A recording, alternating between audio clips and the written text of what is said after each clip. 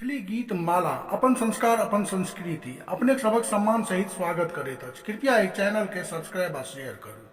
हमारे इस चैनल के किसी भी वीडियो को दूसरे चैनल पर अपलोड न करें, अन्यथा साइबर क्राइम के तहत कानूनी कार्रवाई की जाएगी। धन्यवाद। हम मीनू झा प्रणाम करै छी सब मिथिलावासी के। आइ हम एकटा और नचारी गाबऽ जा रहल छी। आशा के संग कोशिश कर रहल छी जे अहाँ सबके नीक लागे। गीत के रचनाकार बद्री रॉय आमती जी छथिन। धन्यवाद। जय मिथिला, जय मैथिली। पतिया भेज रहल छी पढ़बै पाती ध्यान सँ, अर्जी सुनियो कान सँ ना। पतिया भेज रहल छी पढ़बै पाती ध्यान सँ, अर्जी सुनियो कान सँ ना।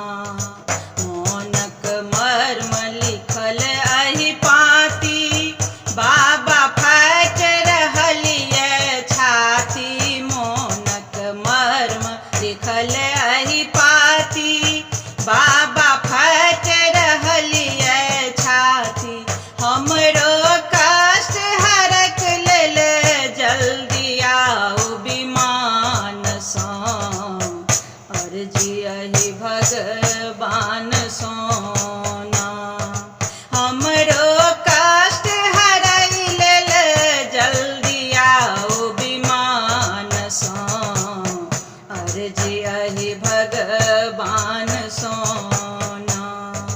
जे छल नंगा ओ भिख मंगा, ओकरा घर में दूधक गंगा। जे छल नंगा ओ भिख मंगा, ओकरा घर में दूधक गंगा। यौ दानी अहिंक कृपा सँ फूलल आइ गुमान सँ, अर्जी सुनियो कान सँ ना।